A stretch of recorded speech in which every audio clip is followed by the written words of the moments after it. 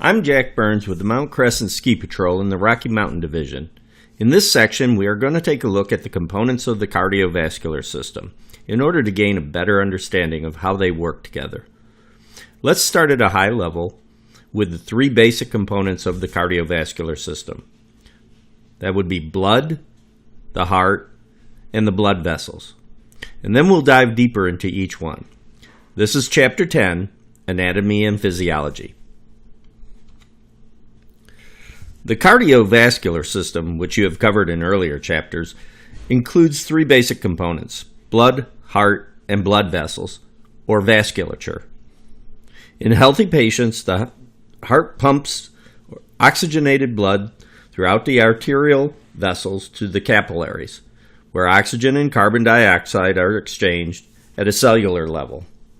Deoxygenated blood travels through various blood vessels to the heart, which pumps the blood onto the lungs.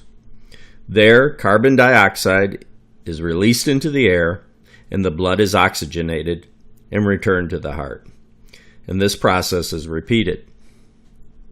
So again, at a high level, there are three basic components: the blood, the heart, and the blood vessels, which together make up the cardiovascular system.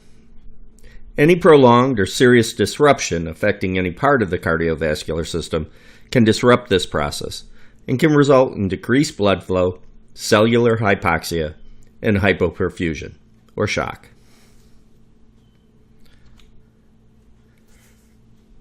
The first component that we will explore is the heart. The heart is a four-chambered, double-sided pump about the size of a clenched fist.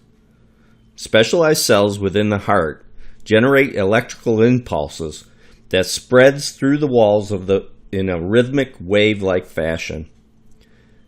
The heart's function is to be the pump that moves blood through the arteries to the tissues of the body. Important concepts that we should know regarding the heart are cardiac output, stroke volume, and heart rate.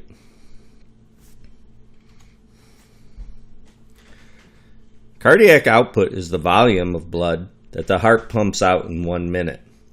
Cardiac output has two components: stroke volume, which is the amount of the blood pumped by the heart's left ventricle with each contraction, and the heart rate, the number of heartbeats per minute.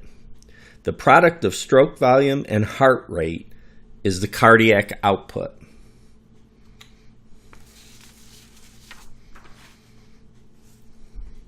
Important to know, when the heartbeat is extremely fast, the formula that you see on your screen does not work because the left ventricle does not have time to fully refill with blood.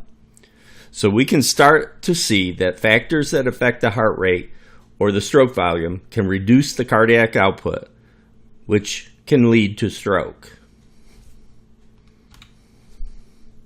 Next are the blood vessels, or vasculature.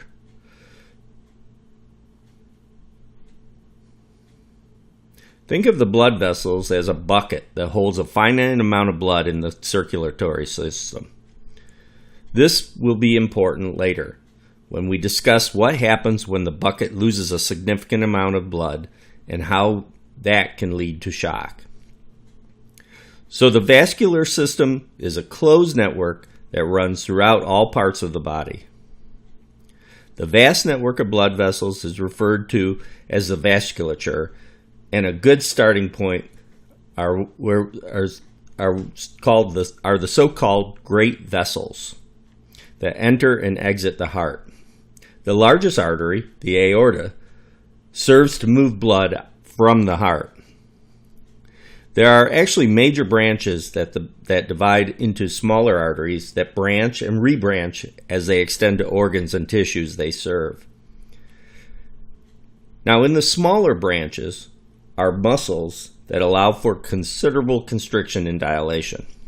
These vessels are known as resistance blood vessels, which allows the body to control the amount of blood flow to a given region based on metabolic needs. We will see how these muscles come into play as we dive deeper into the shock condition. In the meantime, We experience this distribution and constriction process when we experience increased blood flow to muscles during heavy exercise and decreased blood flow to the skin when we are in cold weather. As an example mentioned in Outdoor Emergency Care 5th edition text, it is much like squeezing or relaxing pressure applied with your hand to a small, soft garden hose. It has the same effect. The veins can also regulate resistance. The venous side of the vascular system can also dilate, which can pool blood in the circulatory system, again on the venous side, to affect regulated blood pressure. We will be talking a lot about vasoconstriction in future slides. In between the arterial and venous systems are the vast capillary beds, which are shown at the bottom of the diagram. This is where oxygen and nutrients are provided to cells and waste products are removed.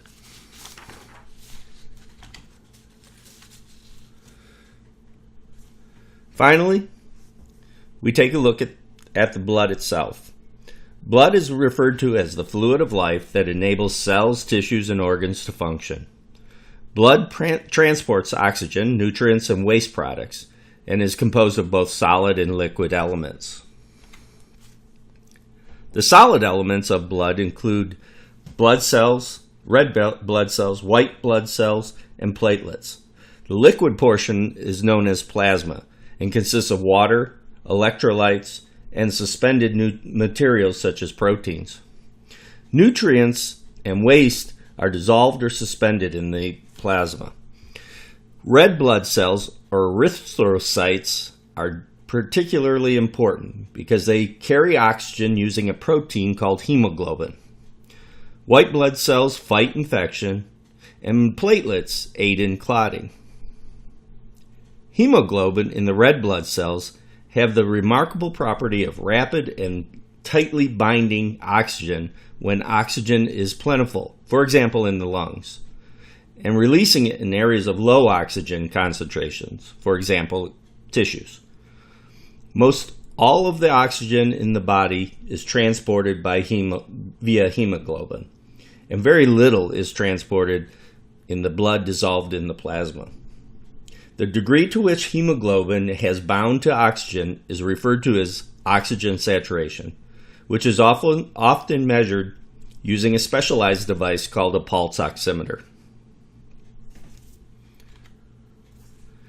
Concluding with the anatomy and physiology portion, this overview should now allow you to answer the following questions you see on the screen. If you have any questions, please refer to your text.